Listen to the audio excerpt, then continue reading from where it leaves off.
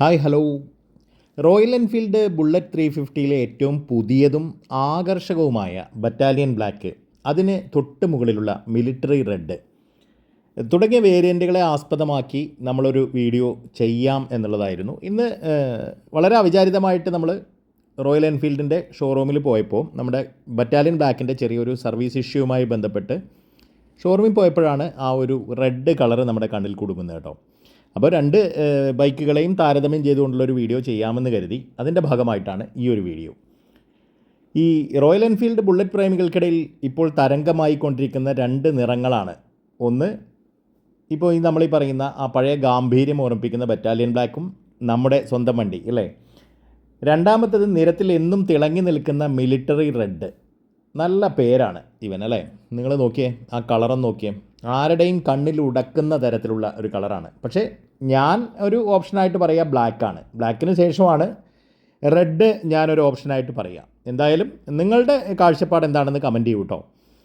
റെഡാണോ ബ്ലാക്കാണോ നല്ലതെന്ന് കമൻറ്റ് ചെയ്യൂ. എന്തായാലും ലളിതമാണെങ്കിലും പ്രൗഢിയുള്ള ഒരു ബൈക്ക് ആഗ്രഹിക്കുന്നവർക്ക് ഈ രണ്ട് വേരിയൻറ്റുകളും നൽകുന്ന വിഷ്വൽ എക്സ്പീരിയൻസ് ഒന്ന് വേറെ തന്നെയാണ് അല്ലേ. ഈ ബറ്റാലിയൻ ബ്ലാക്കിൻ്റെ സവിശേഷതകൾ പറഞ്ഞു തുടങ്ങാമെന്നാണ് തോന്നുന്നത്. എന്തായാലും ബറ്റാലിയൻ ബ്ലാക്കിലേക്ക് തന്നെ വരാം. ഈ പേര് സൂചിപ്പിക്കുന്ന പോലെ തന്നെ ഒരു പട്ടാള ചിട്ടോടെയുള്ള ലുക്കാണ് നമ്മുടെ ഈ ഒരു മോഡലിനുള്ളത്. ഇതിൻ്റെ ഏറ്റവും വലിയ പ്രത്യേകത ഇതിലെ ഗോൾഡൻ നിറത്തിലുള്ള പിൻ സ്ട്രൈപ്പിങ്ങും സിറ്റിലെ എന്താ പറയുന്നത് അല്ലേ, നമ്മൾ സിറ്റിങ്സിൽ അല്ലെങ്കിൽ ആ സീറ്റിങ്ങിലെ ഡിസൈനുമൊക്കെയാണ് വ്യത്യസ്തമാകുന്നത്. പഴയകാല ബുള്ളറ്റുകളെ ഓർമ്മിപ്പിക്കുന്ന രീതിയിലുള്ള ബെഞ്ച് സീറ്റും ടാങ്കിലെ ആ ഐക്കോണിക് ബാഡ്ജും ഈ ബ്ലാക്ക് കളറിന് ഒരു ക്ലാസിക് ടച്ച് തന്നെ നൽകുന്നു എന്നുള്ളതാണ് യാഥാർത്ഥ്യം. ക്രോം ഫിനിഷിങ്ങും കറുപ്പ് തമ്മിലുള്ള കോമ്പിനേഷൻ ബൈക്കിനൊരു റെട്രോ ഫീൽ നൽകാൻ സഹായിക്കുന്നുമില്ലേ? ഉണ്ടോ? അങ്ങനെ നിങ്ങൾക്ക് തോന്നിയോ? കമൻറ്റ് ചെയ്യണം കേട്ടോ.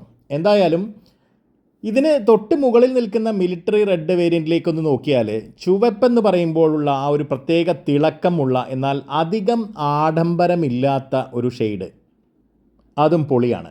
പക്ഷേ ഞാൻ നേരത്തെ പറഞ്ഞ പോലെ തന്നെ ഞാൻ ബ്ലാക്കിൻ്റെ കൂടെയാണ്. നിങ്ങൾ എവിടെയാണെന്നുള്ളത് കൃത്യമായിട്ട് ഒന്ന് കമൻറ്റ് ചെയ്യൂ കേട്ടോ. ബുള്ളറ്റ് 350യുടെ കാര്യത്തിന് ഈ കളർ നൽകുന്ന അല്ലെങ്കിൽ ഈ ഒരു റെഡ് കളർ നൽകുന്ന എനർജി ചെറുതല്ല. കാരണം കുറേ കാലം കഴിഞ്ഞാലും പഴയ വണ്ടികളിൽ പോലും നിങ്ങൾ ഈ ഒരു റെഡ് കളറൊക്കെ ചിലപ്പോൾ ശ്രദ്ധിച്ചിട്ടുണ്ടാവും. കുറേ അധികം കാലം കഴിഞ്ഞാൽ പോലും ഇതൊന്നും ഫെയ്ഡ് ആകുന്നില്ല ആ കളറുകൾ എന്നുള്ളതാണ്.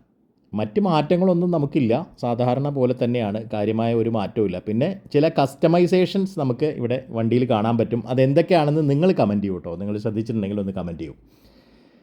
അപ്പോൾ റോഡിലൂടെ പോകുമ്പോൾ പെട്ടെന്ന് ശ്രദ്ധിക്കപ്പെടുന്ന രീതിയിലുള്ള ഒരു സ്പോർട്ടി ലുക്കും അതേസമയം ബുള്ളറ്റിൻ്റെ തനതായ ഡിസൈനും ഇതിൽ ഒത്തുചേരുന്നു എന്നാണ് പറയാനാവുക.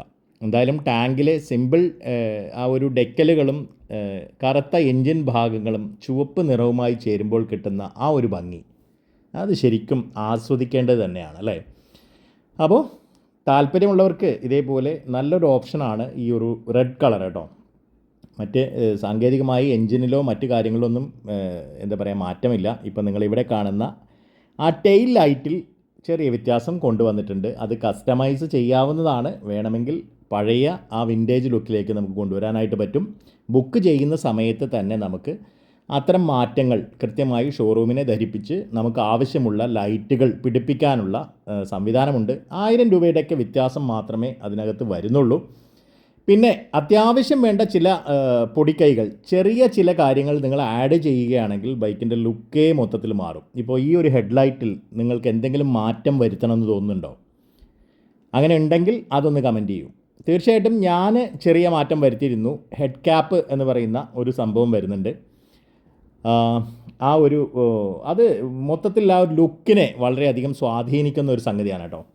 അപ്പോൾ ആ ഒരു സംഭവം കൂടി ഉണ്ടായിരുന്നെങ്കിൽ വളരെയധികം വ്യത്യസ്തമാകും. അപ്പോൾ ഇതൊക്കെ എക്സ്ട്രാ ഫിറ്റിങ്സ് ആണ്. അപ്പോൾ താല്പര്യമുള്ളവർക്ക് പിടിപ്പിക്കാം. ഇപ്പോൾ വണ്ടി വരുന്ന ലുക്കാണ് ഇപ്പോൾ നിങ്ങളുടെ മുമ്പിൽ ഈ കാണുന്നത്. കാര്യമായിട്ട് എന്താ പറയുക, ഒന്നുമില്ല. ഒരു ഹോൺ മാത്രമാണ് യഥാർത്ഥത്തിൽ അതിലൊരു എക്സ്ട്രാ ഫിറ്റിങ്സ് ആയിട്ടുള്ളത്. മറ്റ് ലൈറ്റുകളൊക്കെ വണ്ടിയുടെ ഭാഗം തന്നെയാണ്. അപ്പോൾ ആവശ്യമുള്ളവർക്ക് ഇതേപോലെ ക്രാഷ് ഗാർഡുകൾ, അത് നല്ല ക്രാഷ് ഗാർഡുകൾ ഷോറൂമിൽ തന്നെ ലഭിക്കും. അത്യാവശ്യം വില കൊടുക്കേണ്ടി വരുമെന്നുള്ളതാണ്. പക്ഷേ അതിനുള്ള ക്വാളിറ്റി അതുണ്ടാവും.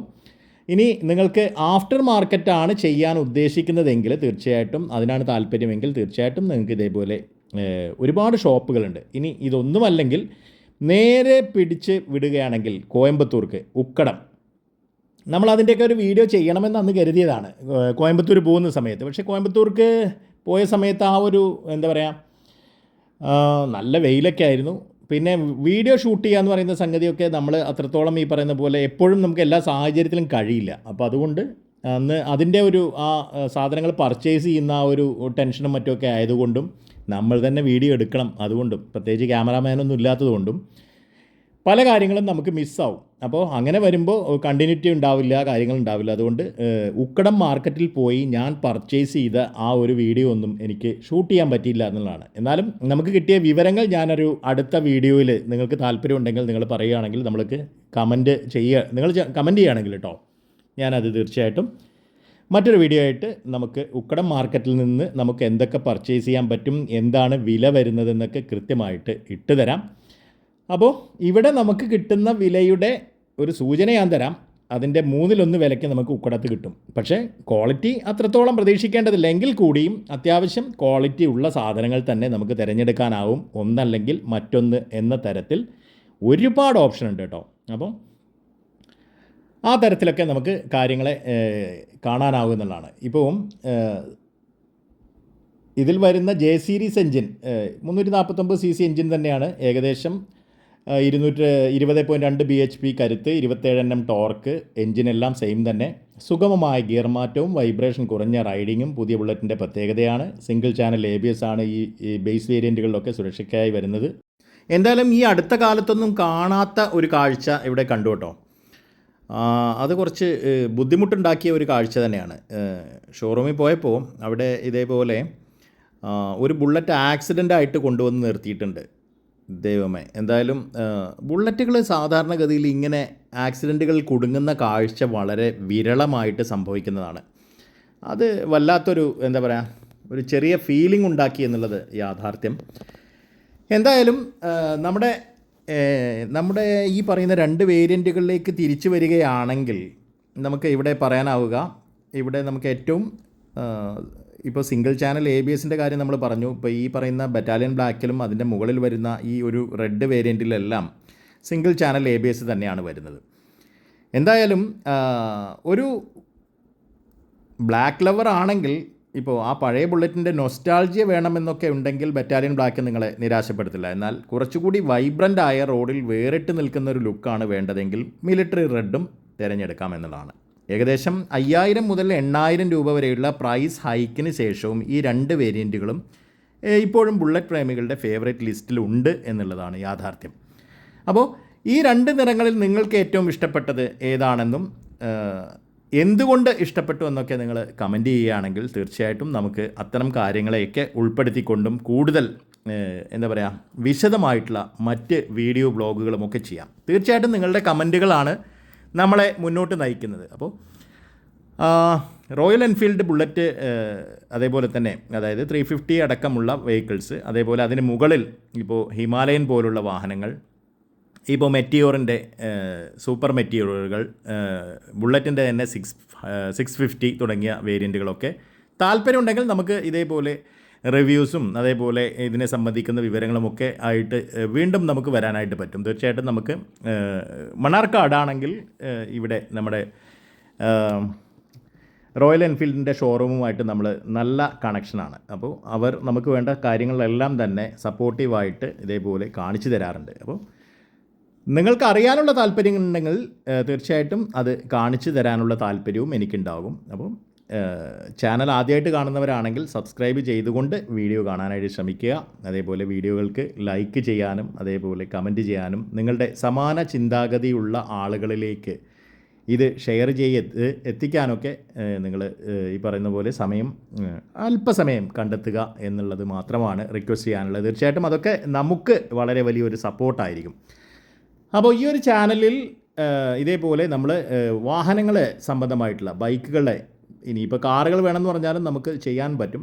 ഓക്കെ, അപ്പോൾ ഇപ്പോൾ ഏറ്റവും ആദ്യം നമ്മൾ ഇതേപോലെ ബൈക്ക് സംബന്ധിയായിട്ടുള്ള പ്രത്യേകിച്ച് റോയൽ എൻഫീൽഡിൻ്റെ ബൈക്കുകളുമായി ബന്ധപ്പെട്ടിട്ടുള്ള വീഡിയോകളാണ് ചെയ്യുന്നത്. താല്പര്യമുണ്ടെങ്കിൽ സബ്സ്ക്രൈബ് ചെയ്ത് തന്നെ കൂടെ കൂടിക്കോളൂ. തീർച്ചയായിട്ടും ആധികാരികമായ വിവരങ്ങൾ നമ്മൾ കൃത്യമായി നിങ്ങളിലേക്ക് എത്തിച്ചു തരുമെന്നാണ് പറയാനുള്ളത്. മറ്റൊരു വീഡിയോയിൽ വീണ്ടും കാണാം. അതിനു മുമ്പ് ഈ പറഞ്ഞ പോലെ റോയൽ എൻഫീൽഡിൻ്റെ വാഹനങ്ങൾ എടുക്കാൻ താല്പര്യപ്പെടുന്നവർക്ക്, ഈ പറയുന്ന മണ്ണാർക്കാട് പരിസരങ്ങളിലൊക്കെ ഉള്ളവർക്ക് തീർച്ചയായിട്ടും നമ്മുടെ മണ്ണാർക്കാട് ഷോറൂമുമായിട്ട് ബന്ധപ്പെടാം. പെരിന്തൽമണ്ണ ഭാഗത്തുള്ളവർക്കൊക്കെ ജൂബിലി ഷോറൂമുമായിട്ടും ബന്ധപ്പെടാം കേട്ടോ. അപ്പം എല്ലാ തരത്തിലുമുള്ള വാഹനങ്ങൾ അധിക താമസമില്ലാതെ തന്നെ സ്വന്തമാക്കാൻ നിങ്ങൾക്ക് ഈ പറയുന്ന ഷോറൂമുകളെ ബന്ധപ്പെടുക. ഏതെങ്കിലും തരത്തിലുള്ള സപ്പോർട്ട് ആവശ്യമുണ്ടെങ്കിൽ ഞാനുമായും കോൺടാക്റ്റ് ചെയ്യാം. ഓക്കെ, തീർച്ചയായും റിക്വസ്റ്റ് ചെയ്യൂ, നമ്പർ തരാം.